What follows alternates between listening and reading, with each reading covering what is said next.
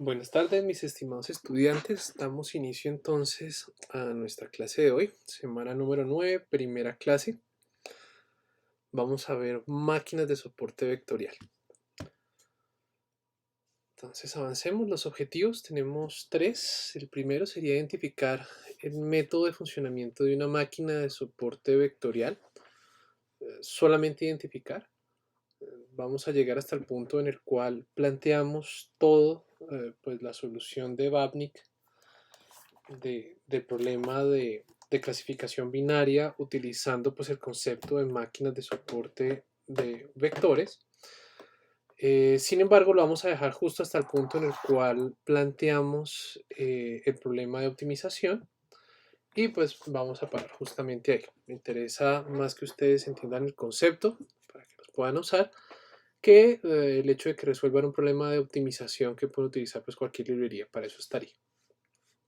Vamos a reconocer pues el principio de funcionamiento del truco del kernel, bastante útil por cierto, ya que las máquinas de soporte vectorial, como vamos a ver, funcionan muy bien en un caso lineal, pero para el caso no lineal, entonces le vamos a agregar un kernel. Ya hemos hecho algo parecido cuando hicimos una primera regresión lineal y multiplicábamos nuestra x o bueno, operábamos en realidad nuestra x por una función no lineal, una polinómica, por ejemplo, para pues poder cambiar con las características de nuestra regresión de lineal a no lineal. Vamos a usar una máquina de soporte de vectores en el problema de clasificación binaria y pues que ustedes sepan cómo implementarla. ¿Sí? Cómo resolver un problema de clasificación binaria utilizando SVM, máquinas de soporte de vectores, y pues utilizar lo que ya sabemos sobre clasificación de n clases, de múltiples clases, pues utilizando SVMs. Las máquinas de soporte vectorial en realidad son un conjunto de métodos de aprendizaje supervisado, definitivamente supervisado, para clasificación y también para regresión. Sin embargo, pues por lo menos hoy nos vamos a dedicar solamente a la parte de clasificación binaria con ellas. También pueden ser utilizadas como regresión, pero por ahora no me interesa, no vamos a tratar ese tema.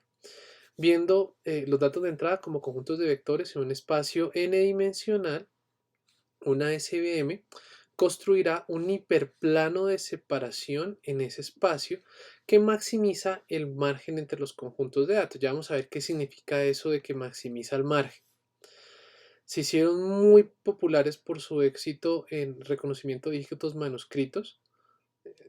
Son más recientes que, pues bueno, pues su aplicación tal cual, la de Babnik es mucho más reciente que otras técnicas, por ejemplo, redes neuronales. Sin embargo, eh, para dígitos, pues no encontraron nada mejor. Hay una historia de por sí. Aquí tengo un par de links bastante interesantes. Son las páginas web. Ella es Corina Cortés. Ella fue estudiante de este señor, de Babnik, que es el que está ahí en el segundo link. Y Babnik era ruso. Trabaja en Professor of Columbia, ahí está. Y trabaja en este momento en NEC. Antes Bell Labs. Entonces, vean ustedes que ni siquiera es su publicación más citada, la de Support Vector Network. Por aquí tiene otra más abajito donde aparece Support Vector Regression Machines. Es para regresión y para clasificación, ¿no? Y lo peor es que ni siquiera es su publicación más citada, esta The Nature of Statistical Learning Theory, es su publicación más citada, se la recomiendo. No la he leído completa, tampoco la entiendo de todo completa, pero lo poco que entiendo y he leído es bastante buena y tiene por qué ser citada casi 100.000 veces, ¿no? Ella es Corina, también si ustedes ven su publicación más citada, sí definitivamente fue el trabajo que hizo como estudiante doctoral de Babnik, ya en Colombia. Ahorita está trabajando para Google. Bueno, cerramos por aquí. Pocas veces, o pues por lo menos es la primera vez que vemos en el curso un tema de alguien que pues ustedes podrían llegarle a escribir a Babnik, ¿no? Y a Corina, están vivos. Usualmente toda la teoría que hemos visto hasta ahora es ya de personas pues que no se encuentran con nosotros probablemente desde hace muchos años. La explicación que voy a dar hoy es basada pues en los papers de Babnik. Eh, Me baso también al final de la presentación, les voy a comentar. Es la forma de ver las máquinas de soporte vectorial, pues lo más cercano al paper que él hizo es una manera de derivar esta explicación.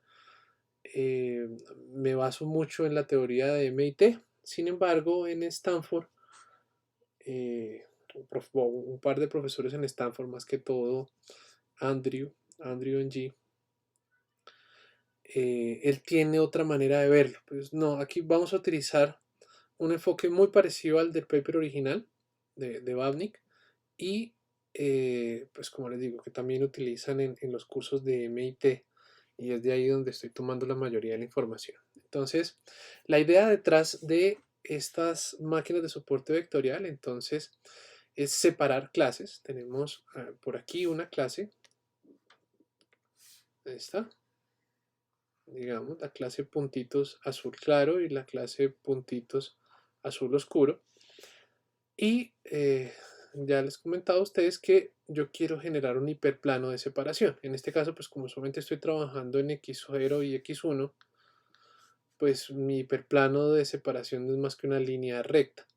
Si estuviera en R3, pues estaría trabajando con un plano y de R3 para arriba, bueno, en realidad de R4 para arriba, pues estaría trabajando ya con hiperplanos de separación. Entonces, yo puedo definir varios planos, por ejemplo, este plano, por ejemplo, este plano, y todos son tan buenos como el anterior.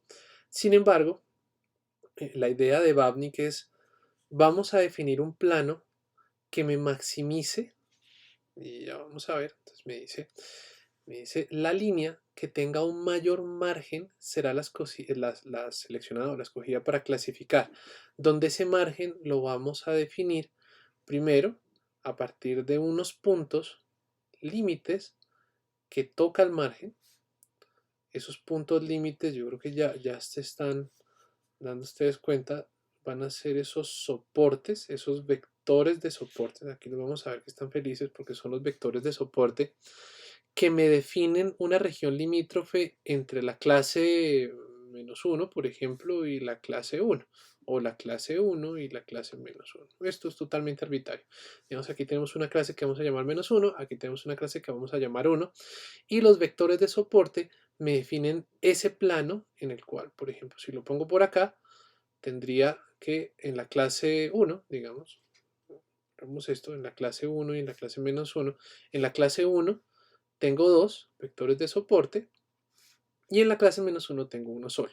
Ustedes dirán, pero ¿por qué este y no este? Bueno, sí, si yo puedo maximizar esto, entonces digamos que yo puedo hacer otro plano un poquito más grande en el cual ya los vectores de soporte no sean, por ejemplo, estos dos, sino este y este.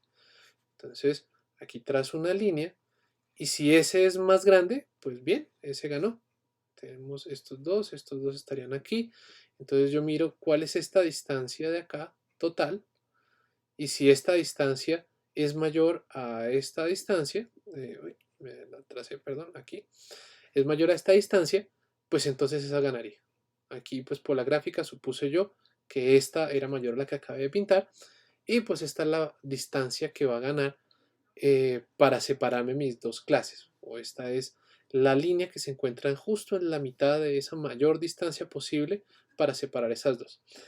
Funcionaba muy bien eh, con caracteres escritos. Pues yo creo que si alguno ha tenido más o menos idea de hacer un OCR, un reconocimiento óptico de caracteres, pues entre las letras se parecen mucho. Lo que pasa es que las personas son muy buenas diferenciando. Por ejemplo, un cero de una O. Pues, prácticamente es el mismo garabato que acabo de poner, pero pues esto aquí puede que les parezca más a un cero, o de pronto lo hago algo así, ahora sí ya parece más un cero, y esto de aquí una o esto es una O y esto es un cero, o esto es una O y esto es un cero. Entonces, como se parecen tanto, esas distancias de separación máxima me sirven muchísimo para definir qué puede llegar a ser ceros y qué pueden llegar a ceros, y lo hacen de una manera óptima, por lo menos lineal, definiendo el intervalo más grande de separación entre los dos, entre lo que yo puedo considerar un cero y lo que yo puedo considerar una O. Lo mismo va a pasar por otros caracteres, por ejemplo, una I, y una L minúscula, ¿no? Entonces, pues, ¿qué será una I? ¿Qué será una L minúscula? Y este señor y su gran idea, bueno, en realidad no es una sola, son varias ideas, una seguida de otra, las cuales, si leen un poquito de historia sobre esto, al final de la presentación está la historia de las máquinas de soporte vectorial, pues se van a dar cuenta que sí requirió mucho trabajo detrás, ¿no? Varios años de pues, ideas, una seguida a la otra, que llegaron a la conclusión que vemos, que llamamos hoy en día vectores de soporte o máquinas de soporte vectorial. Bueno, entonces vamos a definirlas. Miremos primero el caso separable, o sea, un caso que se ve algo como así. Supongamos que aquí no tenemos muestras de esta clase y que aquí no tenemos muestras de la otra clase, o sea, muestras menos uno por acá y muestras más uno por acá. Si no, supongamos que es totalmente separable.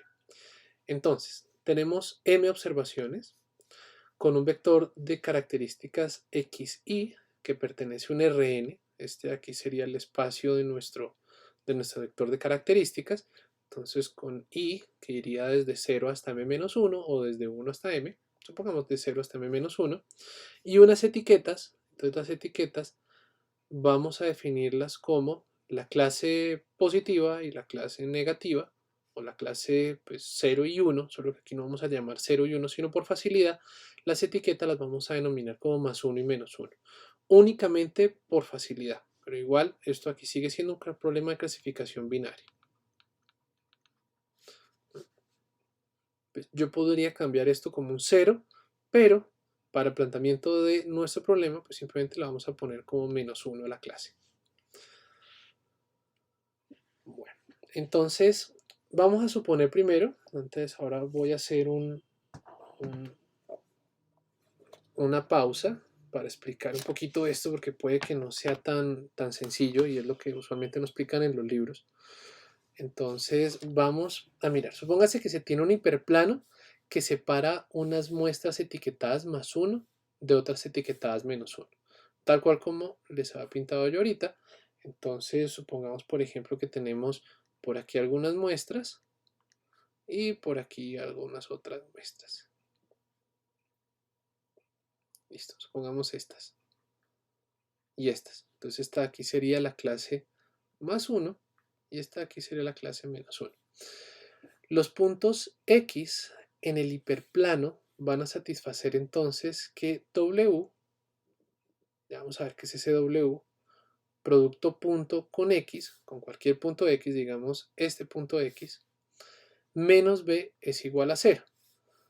Entonces, en este caso, W es un vector normal al hiperplano. Esta norma de W es la norma euclidiana de W, o sea, la raíz cuadrada de sus componentes al cuadrado. Y el valor absoluto de menos b, esto de aquí sería menos b, pero en realidad con este menos, valor absoluto de menos b, o sea, b, siempre, bueno, positivo, siempre, sobre la norma euclidiana W es la distancia perpendicular del hiperplano al origen. Vamos a verlo con un ejemplo porque no es tan, no es tan fácil de seguir. Entonces, por aquí, abramos esto. Y vamos a verlo entonces aquí, en el tablero. Un poquito más fácil así.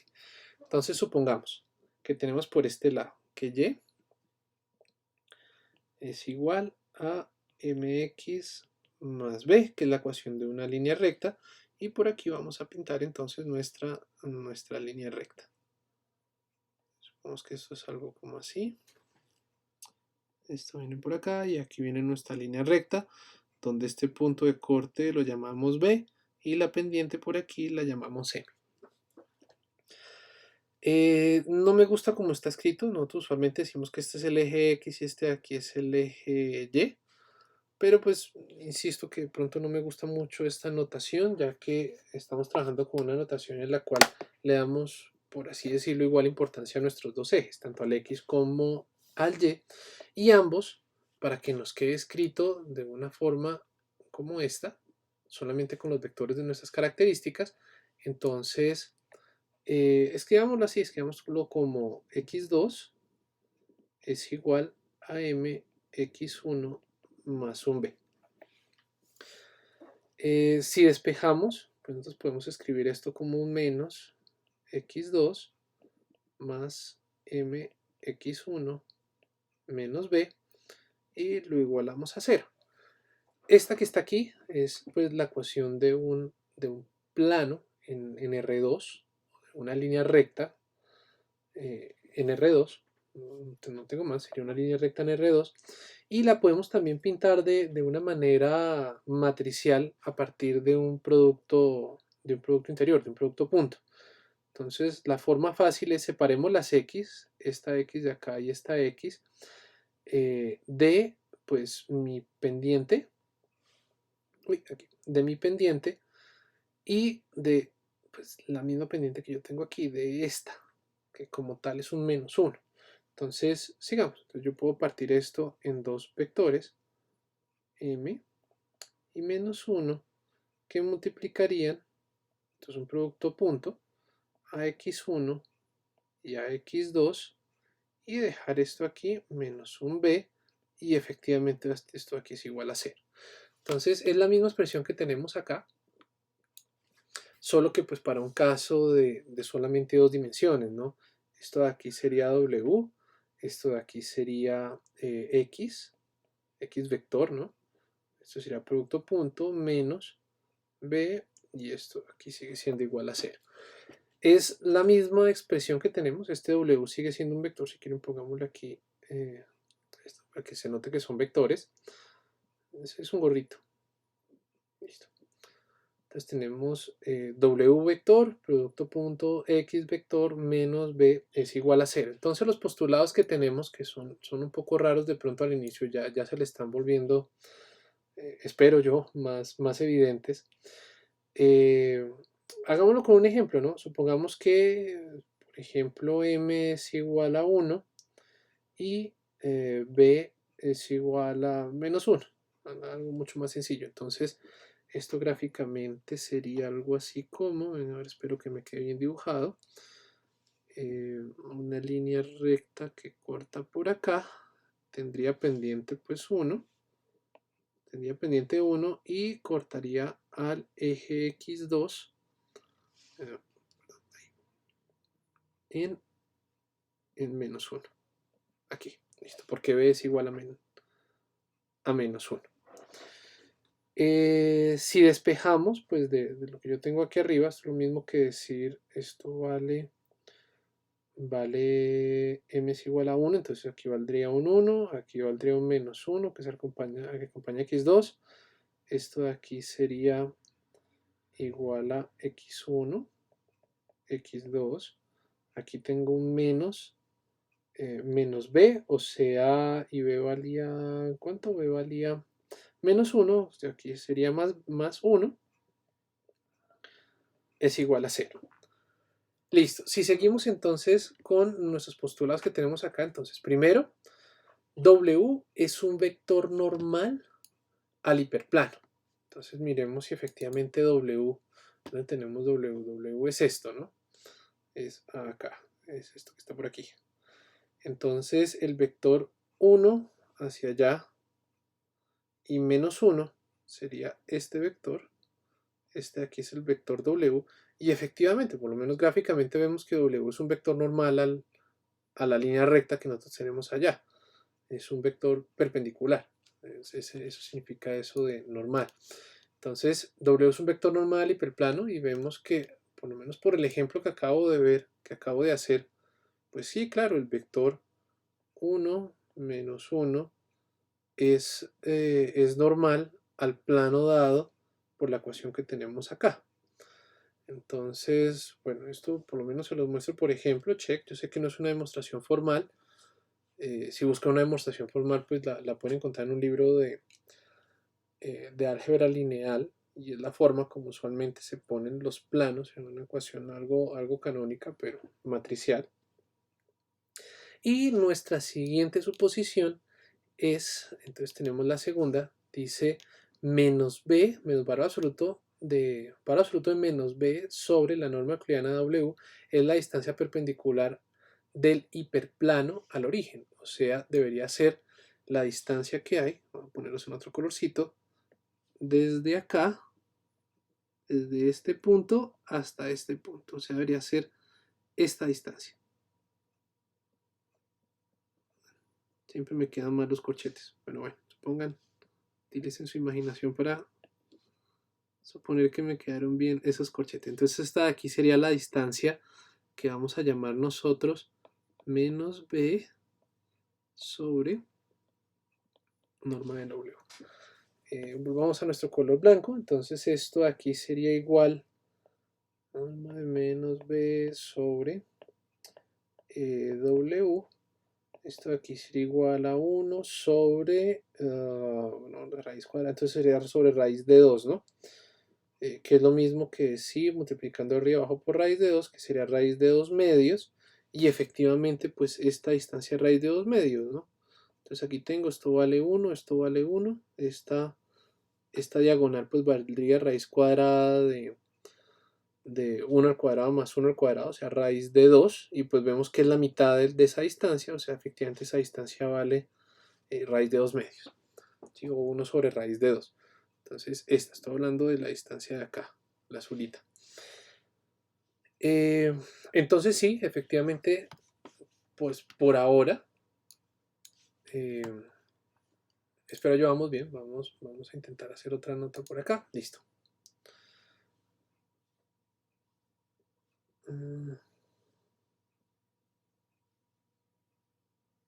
Listo. Entonces, continuemos. Suponemos entonces, vamos a suponer que el conjunto de datos va a satisfacer lo siguiente. Primero, supongamos dos líneas. Entonces, antes habíamos dicho nosotros que una línea recta la podemos definir como esto. Acá. Lo podemos definir como wx menos b igual a 0. Vamos a definir dos líneas rectas. Entonces, si tenemos un pocotón de puntitos pues, de una clase, pues pongámoslo por acá. Tenemos un pocotón de puntos de una clase y otro pocotón de puntos de otra clase. Digamos, aquí tenemos clases circulitos y aquí tenemos clases X. Entonces vamos a suponer primero una línea recta en la clase que nosotros vamos a denominar, por ejemplo, la clase 0, digamos, o 1, perdón, la clase 1 o menos 1. Acuérdense que aquí vamos a denominar las clases así, 1, menos 1 y no más. Entonces, por ejemplo acá, definimos esta línea recta y definimos esta línea recta. A esta, si está la clase 1, entonces vamos a definir una ecuación como W por X menos B igual a 1. Y si está aquí la clase menos 1, entonces vamos a definir por acá otra que dice W producto punto X menos B igual a menos 1. Entonces vamos a definir estas dos líneas rectas. En toda la mitad, entre más 1 y menos 1, pues definitivamente va a estar la línea que nosotros necesitamos. Va a estar la línea wx menos b igual a 0. Esta es la que necesitamos y estas dos son las que nos van a dar nuestro intervalo de separación entre esas dos clases. Nosotros queremos maximizar esta distancia lo más que se pueda. Entre todas las posibles distancias que pueden haber, pues vamos a definir estas. Entonces, avancemos un poquito más. Cabe resaltar que, y si quieren voy a abrir otra vez aquí, esto, cerramos por acá y vamos a trabajar lo siguiente. Entonces, esta expresión nos sirve también para clasificar. ¿Por qué? Vamos a poner aquí nuestro hiperplano. Entonces pongamos acá el mismo dibujo que tenía ahorita. Tengo mi clase bolitas. Tengo mi clase X. Un botón de X por allá a todo lado. Listo. Y vamos a definir entonces una sola línea por ahora. Digamos esta. Y ahora vamos a tomar, por ejemplo, una nueva muestra. Digamos que nos llega una nueva muestra. Supongamos que ya tenemos nuestra frontera. Nuestra frontera de decisión. Y nos llegó una muestra cuadrada. Entonces queremos saber si cuadrado hace parte de las X o cuadrado hace parte de los circulitos. Entonces cuadrado también se encuentra dado por un vector. Ese vector va a ser ese vector que nosotros tenemos ahí. Y entonces, ¿qué haríamos nosotros? Digamos que este vector lo vamos a llamar U, que es nuestra nueva muestra. Acuérdense que pues es X, pues no lo voy a llamar X porque pues X son la que hace parte de nuestro conjunto, en este caso de entrenamiento. Digamos que nos llegó un vector y lo voy a llamar. Tiene la misma dimensión que, pues que X y que circulitos, que la clase, digamos que esta de aquí es más 1 y la clase menos 1. Es totalmente, ya lo he dicho varias veces, arbitrario cuál es más 1 y cuál es menos 1. Simplemente eso nos va a cambiar el signo y ya. Entonces, si nosotros hacemos el producto interior, entonces dice aquí W, que es un vector, hacemos el producto interior con U, que es la muestra que nosotros queremos, y si eso es mayor o igual a una constante C, entonces va a ser de la clase positiva, más 1.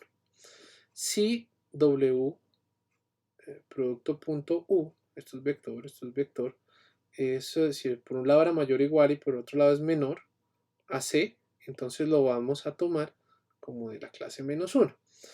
Notes entonces que W, entonces si se acuerdan ustedes, es un vector, esto de aquí es W, es un vector, en este caso, pues, perpendicular a nuestra superficie de decisión, ¿no?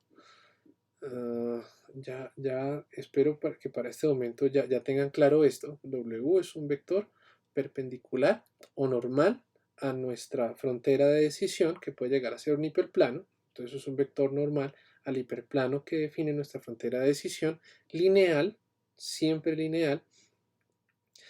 Y pues esta misma par de ecuaciones yo lo puedo plantear para mi problema de la siguiente forma, ¿no? Acuérdense, acuérdense ustedes, si todas están dudando de esto, por favor busquen qué es el operador proyección en Wikipedia, ¿no? Cómo se hace una proyección de un vector en otro. Entonces, claro, porque si yo tengo que W es normal, pues aquí voy a tener una proyección que va a ser mayor si se encuentra en este punto, pero si ahora, por ejemplo, mi U va a ser, digamos, la clase triangulito si se encuentra por acá, entonces este va a ser este mío, y esta proyección pues va a ser menor a una constante, donde esa constante pues en nuestro caso es C. Entonces todo se nos vuelve a envolver, todo se nos convierte en hallar esa C, la cual me define pues mi decisión. Si me encuentro más allá de esa C, pues es de la clase 1, y si me encuentro más acá de esa C, pues es de la clase menos 1. Bien. Ya puesto en términos de nuestro problema, entonces yo tomaría W, haría el producto interior con U, sería este, le resto B, y si eso es mayor o igual a 0, es de la clase positiva, y de lo contrario, pues diría hace parte de la clase negativa, ¿no? De mis y más o de mis y menos, o de mi más 1 o de mi menos 1. Bien. Entonces, si yo tengo un caso totalmente separable, yo le estoy diciendo a ustedes que ya no tengo solo una, así que volvamos a pintar por aquí, ya no tengo solamente una línea recta, sino tendría dos. Por aquí tengo mis clases circulito y mis vectores de soporte de la clase circulito, y aquí tengo mi línea recta. Supongamos que esta abajo es la, no sé, -1. Entonces aquí tengo una línea recta dada por este, perdón, se subió, ahí está, por este W, w.unx1 menos b menor o igual a -1, y por acá tendría mi clase X, por ejemplo, con mi par de vectores de soporte, supongamos que ya los tenemos, y tendría mi línea recta. Entonces aquí tenemos W, producto interior, con unos X sub I que hacen parte de la clase positiva, que la tenemos arriba, supongamos, menos B mayores o iguales a 1. Esto de aquí yo lo puedo decir si, entonces ahí está, si y sub I es igual a 1, y esto de aquí yo lo puedo decir si mi clase pues es la otra clase, si y sub I es igual a -1. Entonces yo ya puedo definir estas dos, ¿no? La línea de -1 y todo lo que esté menor o igual, y la línea +1 y todo lo que esté mayor o igual. Yo creo que ahora espero tenga un poquito más sentido lo siguiente que vamos a ver en la presentación. Entonces, defino por este lado mis dos líneas. Tenemos una línea definida para la clase positiva, otra línea definida para la clase negativa, donde los extremos pues serían estas de acá. Entonces, supongamos que el conjunto de datos va a satisfacer estas dos, y yo puedo definir esas dos líneas definidas tal cual como se las acabo de mostrar. Y pues ahora podemos llegar a despejar, ¿no? Entonces, de esta primera región que me va a definir mi clase positiva y de esta segunda región que me va a definir mi clase negativa, yo puedo hallar el margen que hay entre esas dos líneas. Me explico. Acá yo puedo hallar cuál es la distancia que hay. Sería este lápiz aquí, cuál la voy a poner en otro color. Esta distancia en rojo que hay al origen, y esta distancia, pongámoslo por ejemplo en verde, que hay al origen. Puedo encontrar esas dos. Esas dos distancias, pues nosotros ya acabamos de ver cómo se hacen, pues las puedo utilizar a partir de esta fórmula, menos b, el valor absoluto de menos b, sobre la norma arctilliana W, y que efectivamente es, perdón, me pasé, aquí, es menos b, este 1 pasa aquí a restar, entonces ya menos b sería menos b más 1, y, perdón, menos b menos 1, y aquí sería menos b más 1, y que estarían dadas por estas dos, ¿no? Menos b menos 1, para absoluto de esto, sobre la norma W, y 1, está restando, pasa a sumar, 1 menos b, el valor absoluto de esto sobre la norma de W. Si nosotros tomamos estas dos ecuaciones, y se dan cuenta ustedes que definimos y sub i de la clase positiva como +1 y y sub i de la clase negativa como -1, estas dos ecuaciones se pueden representar en una sola, que sería esta que está acá. Voy a poner otra vez. Aquí ya tengo. Listo. Podría representarse solamente como una sola ecuación, teniendo en cuenta que si x sub i es de la clase positiva, pues esto vale 1. Y si x sub i es de la clase negativa, pues esto de aquí vale -1. Y estarías representando esta expresión que está acá. Es simplemente una forma de notar. Poniéndolo así es muchísimo más fácil de expresar, ya que no tenemos dos funciones atroces, sino tenemos una definida a partir de la misma etiqueta. Entonces, esta que yo acabo de resaltar ya cumple con las dos, con estas dos líneas que tenemos acá, solo que hace el uso de que si xy, vuelvo a repetir, es de la clase positiva, esto vale 1, y si xy es de la clase negativa, esto vale -1. Por favor, corroboren ustedes mismos. Si quieren, pausen y vean que efectivamente esta expresión y esta expresión utilizando y sub i se puede escribir de esta forma. Entonces sigamos por acá. Apliquemos un poquito de álgebra entonces. También voy a resolverlo. Tenemos ahora, estas son las dos fronteras, las que hemos definido para la clase positiva, en este caso sería este y para la clase negativa. Si nosotros tenemos, por ejemplo, dos vectores, supongamos que voy a pintarlo por aquí.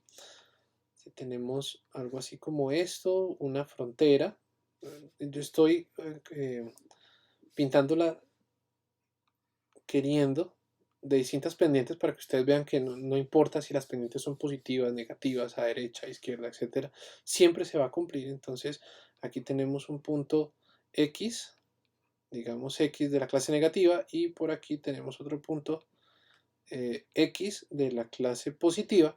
Entonces supongamos que este X menos y este X más son los vectores de soporte. Entonces si yo resto estos dos, estos X más menos X menos, pues X más menos X menos va a ser este vector. Tenemos aquí. Listo. Y si yo tomo este X más menos X menos y hallo ahora entonces por aquí esa resta, esta distancia que tenemos nosotros, pues es lo que nosotros queremos maximizar siempre y cuando pues lo ponga en términos de este W. Entonces aquí si multiplico esto por este W y lo divido pues por esa norma de W. Básicamente lo que nosotros podemos llegar a hacer. O puesto en términos de las ecuaciones que ya acabamos de hallar, pues si yo tengo la distancia que hay del origen a un plano y la distancia que hay del origen al otro plano, pues yo simplemente tomaría estas dos y las restaría, ¿no? Yo simplemente tomaría estas dos y las resto, o sea, tener esto es el equivalente de tener 1 más b, ¿sí? Era 1 más b sobre la norma de W menos, y tenemos menos, y la negativa menos 1 más b sobre la norma de W. Y esto, si ustedes despejan, pues aquí me da más, aquí tenemos menos de esto, y aquí es igual a 2 sobre la norma de W. Entonces, de aquí sale esta expresión.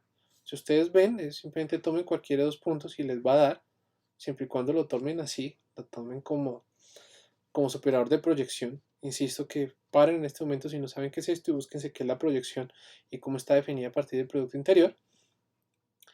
Y pues van a ver ustedes que es lo mismo, ¿no? Hay tres formas de llegar. O pueden llegar por acá, las distancias de más y menos están dadas por 1 sobre W, por lo tanto la suma de las dos va a ser 2 sobre W, o sumen ese margen dado de las dos líneas, tal cual como les mostré aquí atrás en esta, pues este margen, a esta línea roja menos esta línea verde, pues daría esto y esto. Yo ya estoy prácticamente seguro que para cualquier caso voy a pintarlo en amarillo, por ejemplo. Esta distancia de acá va a ser 2 sobre la norma de W. Entonces, sigamos. Yo quiero entonces maximizar, o mi problema de máquinas de soporte vectorial se limita entonces a maximizar esto, que si ustedes ven pues es lo mismo que minimizar esto, es exactamente lo mismo que minimizar esta expresión. Nótese que la elevé al cuadrado simplemente para facilitar ahorita más adelante una derivada, pero pues sí, claro, si maximizo, si hago grande esto, toda esta expresión que está en rojo pues es lo mismo que hacer pequeño toda esa expresión que está acá. Y hacer pequeño esa expresión que está aquí es lo mismo que hacer pequeño el cuadrado de esa expresión. Entonces simplemente lo hacemos así porque pues es más fácil, quien creyera, es más fácil minimizar esa expresión al cuadrado que minimizar esta expresión solamente sin el cuadrado, ¿no? Y vamos a estar sujetos entonces a pues, la expresión que habíamos dicho ahora, a esto que este y sub i que multiplica a omega por x por cada uno de los x sub i más b mayor o igual a 1. Y esta expresión, si se acuerdan ustedes, llegamos a que era pues esta de las dos líneas condensadas en una sola ecuación, teniendo en cuenta pues el signo que tiene y sub i dependiendo del x sub i etiquetada. Entonces, Este problema es un problema que en optimización se conoce eh, como, como programación cuadrática. Si quieren pueden entrar a ver qué es eso de la tal programación cuadrática y que puede ser resuelto, una de las muchas maneras que hay, bueno, no son tantas en realidad, pero pues, se conocen desde hace ya varios años, puede ser resuelto mediante los multiplicadores de Lagrange. Esos multiplicadores de Lagrange, me gustaría también que pausaran el video, esta clase va a ser larga, me gustaría que pausaran el video, entraran al ejemplo número 2 de la página de Wikipedia de multiplicadores de Lagrange. Porfa, léanse qué es esto, que es un método de, de solución de un problema de optimización, que es un problema de optimización de una función restringida por una desigualdad. Entonces vean que es igualito a lo que nosotros vamos a hacer y me gustaría que ustedes hicieran a manito, siguiendo paso a paso, este ejemplo número 2, en el cual dice determinar los puntos en la esfera. Entonces la esfera está dada por x cuadrado más y cuadrado más z cuadrado igual a 4, que están más cercanos al punto 3, 1, menos 1, donde la distancia al punto 3, 1, menos 1 pues sería esta de acá. Entonces vean ustedes que es muy parecido, pues no pareciera de pronto, pero es parecido al problema que tenemos, ¿no? Tenemos que minimizar, en este caso, la distancia al punto, que es esta, tenemos que minimizar esta función y vamos a estar limitados entonces a que los puntos tienen que encontrarse dentro de la esfera. O sea, los puntos cumplen esta expresión. Entonces, este problema, aunque ustedes no lo crean, inténtenle buscar la similitud, se parece mucho y quiero que ustedes miren cómo se resolvió acá. Bueno, el problema de multiplicadores de Lagrange es básicamente tomo mi función, la tomo acá, entonces tengo este LP, que es como se denota, es igual por definición, pongámoslo por aquí,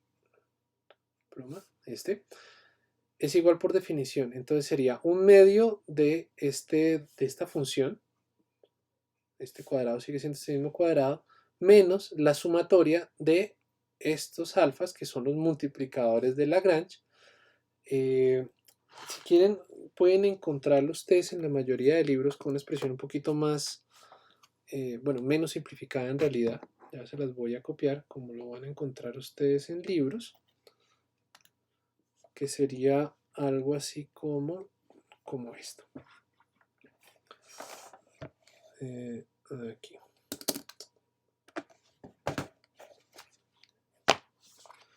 Entonces, ese L sería igual a un medio de este al cuadrado menos la sumatoria en I de un alfa sub I, Y sub I, y otra vez lo mismo, este sería W, que sigue siendo vector, producto punto con los X sub I menos B, y todo esto aquí menos 1. Entonces vean ustedes, esta de aquí sería nuestra función, y esta de aquí sería pues la restricción. Aquí está, aquí atrás. Ya les voy a poner otra vez esta ahí. Entonces tenemos la función y la restricción. Estamos minimizando restringidos a esto. Este y sub i sería esta expresión, omega sub i, producto punto, omega sub i con x y menos b, menos 1, y por este lado pues tendríamos un medio de la función que nosotros tenemos. El problema de multiplicadores de Lagrange pues se puede resolver de una manera genérica y ya vamos a ver cómo. Entonces, yo creo que voy a resolverlo de una vez.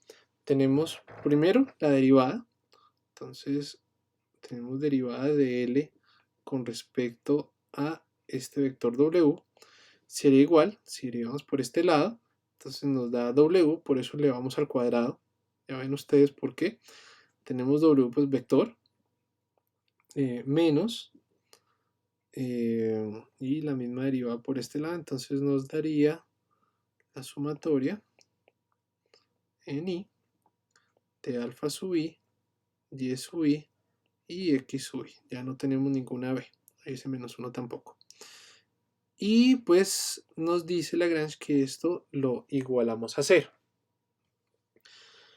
Y por otro lado, tenemos entonces que esta derivada de L con respecto a nuestra otra variable que sería B es igual a la sumatoria, por este lado no hay nada, y por este lado no hay nada, y por este lado pues sí tenemos nuestra expresión B acá. Entonces sumatoria de alfa sub I, sumatoria en I, Y sub I, aquí puse una J, perdón, esto sería de alfa sub I, Y sub I, y otra vez igualamos a 0. Entonces, de esta primera expresión podemos hallar nosotros que este W sería igual a sumatoria en I de alfa sub I, Y sub I y X sub I.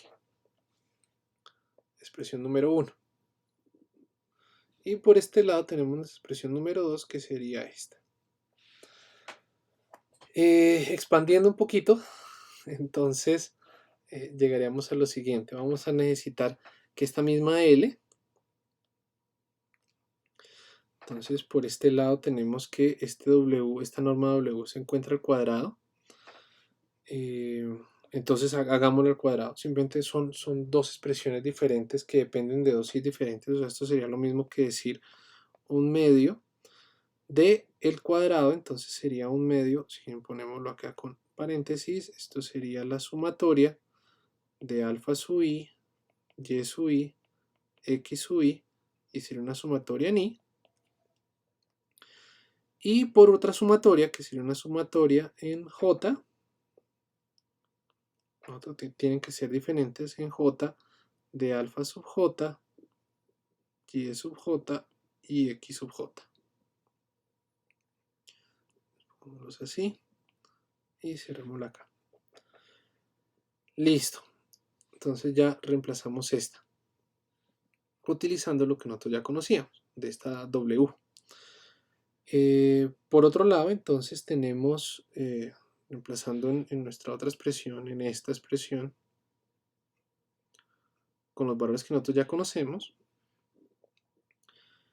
por acá tenemos menos sumatoria en I. Por aquí tendríamos un alfa sub I, un Y sub I, y nuestra alfa sub I sería este, un Y sub I sería este, y nuestra omega, entonces lo vamos a reemplazar por otra sumatoria. Entonces tenemos una sumatoria utilizando esta expresión de nuevo. Ahí está, entonces sería en J de alfa sub J, Y sub J, y cambiamos esto, y X sub J por X sub I más un B. Así esto.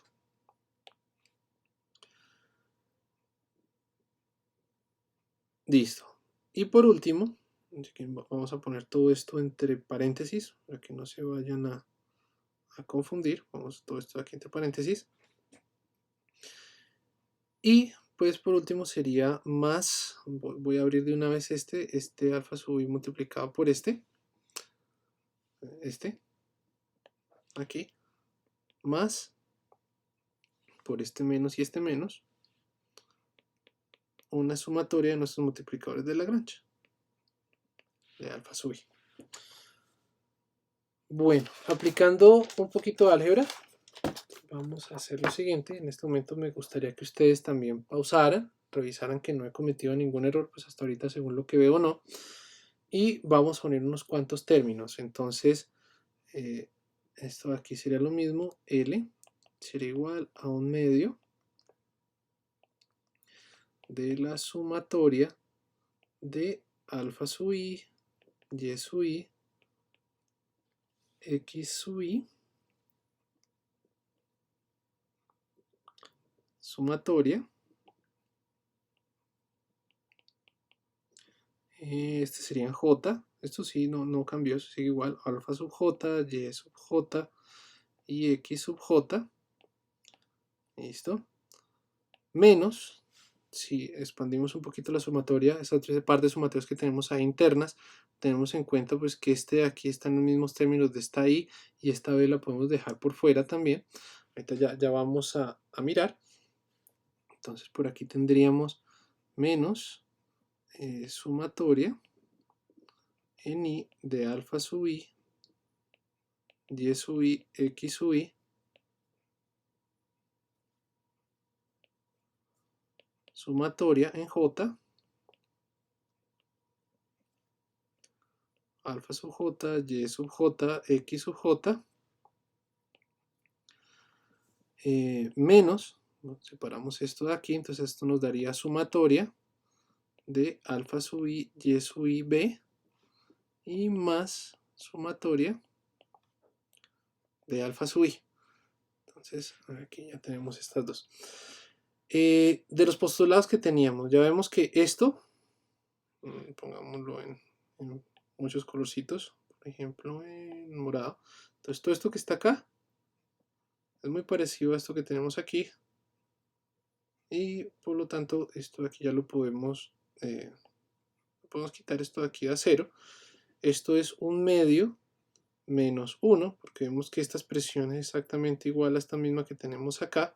Entonces esto me daría menos un medio, y el alfa sub I pues se conserva. Entonces la ecuación que van a encontrar ustedes a minimizar, vamos a ponerla en blanco, de nuestro problema de máquinas de soporte vectorial, pues va a ser esta, dada por los multiplicadores de Lagrange. La que van a encontrar ustedes en todo lado es la sumatoria de nuestro multiplicador de Lagrange en I menos un medio de, tenemos las dos sumatorias en I y en J, alfa sub I, alfa sub J, Y sub I, nuestras etiquetas, Y sub J, nuestras etiquetas también, de dos puntos diferentes, X sub I, producto punto con X sub J. Ya cuando unimos estas dos sumatorias, ¿no? Esta sumatoria, pues obviamente después de hacer la resta, este menos salió porque aquí tenemos más un medio menos 1, pues me da menos un medio. Y efectivamente esto es lo que nosotros deberíamos resolver.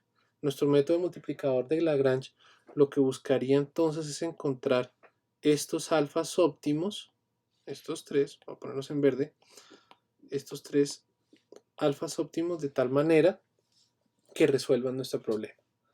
Vamos por aquí. Es la misma expresión, la única diferencia es que pues aquí me hace falta una sumatoria como tal, es problema de la presentación, es problema mío, la expresión correcta es esta. Entonces, dice, también puede ser hallado en términos de los vectores de soporte mediante la representación dual, haciendo que los gradientes de LP, ahí está, respecto a W y B sean 0, minimizando LD con las restricciones 1 y 2. Las restricciones 1 y 2, si ustedes ven, pues son las restricciones que salieron de nuestros multiplicadores de Lagrange. Esta de acá y esta de acá. Y pues nuestra expresión como tal. Entonces, los XY con multiplicadores de Lagrange no nulos son llamados los vectores de soporte. Eso es algo chévere de nuestra implementación de cómo llegamos, ¿no? Que esos multiplicadores de Lagrange de pronto no son tan complicados porque para muchos de nuestros vectores estos alfas van a hacer que pues estos x den 0, ¿no? Para muchos de nuestros vectores, para todos los vectores que no sean vectores de soporte, esos alfas van a dar ceros. Y para los vectores de soporte, pues estos alfas van a dar diferente de 0. Entonces es un problema de optimización que, aunque ustedes no lo crean, no es tan complicado. Hay unos que son mucho más difíciles. Y pues nada, este método se conoce desde épocas de Lagrange, ¿no? Así como dato curioso, eso hace parte de esos grandes tres L's de matemáticos franceses, Legendre, Lagrange y Laplace. Lagrange y Laplace estaban en el comité de disertación de Fourier, ¿no? Debe haber sido una disertación bastante defensiva. muy complicada, me imagino yo. Pero bueno, vamos a continuar. Entonces, eh, tenemos nuestro caso no separable. En nuestro caso no separable, la única diferencia que vamos a tener nosotros es que en nuestro problema que acabamos de plantear, pues vamos a permitir cierto error en la clasificación, pues porque simplemente no lo podemos separar con una línea recta. Entonces, pues nuestro problema se nos convierte en un problema similar, solo que vamos a permitir error, ¿no? Vamos a permitir que esas funciones, esta línea positiva y negativa que nosotros dimos, pues se encuentre la positiva por acá en la región negativa y la negativa por acá en la región positiva. Pero pues no más, no se vuelve un problema por lo menos muy diferente al que nosotros ya acabamos de resolver. Simplemente pues que la cantidad de soportes va a aumentar, pues porque no va a poder dividirse nuestra región eh, con un hiperplano, ¿no? No se va a poder separar perfectamente con un hiperplano. Entonces tenemos que permitir cierto orden en la clasificación. Para tener nosotros máquinas de soporte vectorial no lineales, entonces podemos mejorar este clasificador aplicando el famosísimo truco del kernel, el kernel trick. El resultado del algoritmo es similar, excepto que cada producto punto es reemplazado por una función de kernel. Les recuerdo, en nuestro problema de clasificación, aquí teníamos pues lo que hacía la mayor parte del trabajo, el producto punto, entre un XY y un XJ diferente. Vamos a cambiar este de una representación lineal entre simples productos puntos entre dos vectores a pues un kernel. Entonces, así como aquí tenemos el producto punto de los dos vectores, vamos a cambiar ese producto punto por una función que le entran los dos vectores y le sale una función no lineal. Entonces, aquí tengo un videito bastante chévere. Vamos a ponerlo. Es viejo como el solo, pero en mi opinión resume muy bien lo que queremos hacer. Entonces, ahí está. Dice the blue red dots, los puntos azules y rojos no son linealmente separables, definitivamente no son. Por aquí tengo un pocotón de puntos rojos, por aquí tengo un pocotón de puntos azules en el centro. Entonces vamos a utilizar un kernel polinomial que puede ser separado, con el cual puede ser separado esas dos superficies. Ahí está, esos dos puntos a partir de un plano. Entonces multiplicamos cada uno de nuestros puntos por ese kernel polinomial y ahora sí ya puedo utilizar un hiperplano que los separe. Entonces en eso consiste el kernel trick.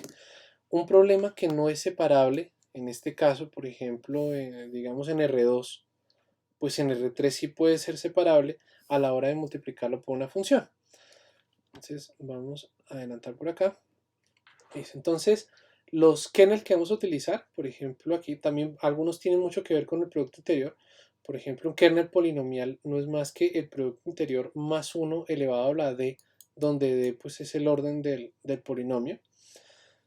Aquí tenemos nuestro caso. Entonces tenemos las X en rojo, las X en verde. Queremos separar las X en verde de las X en rojo y vean que por lo menos tenemos tantos soportes. Vean, ahí están los soportes. Estos soportes se hallaron utilizando el solver del método de Lagrange, tal cual como está ahí. Y pues nos dio esos vectores de soporte que tenemos nosotros en blanquito. Este código está hecho en C.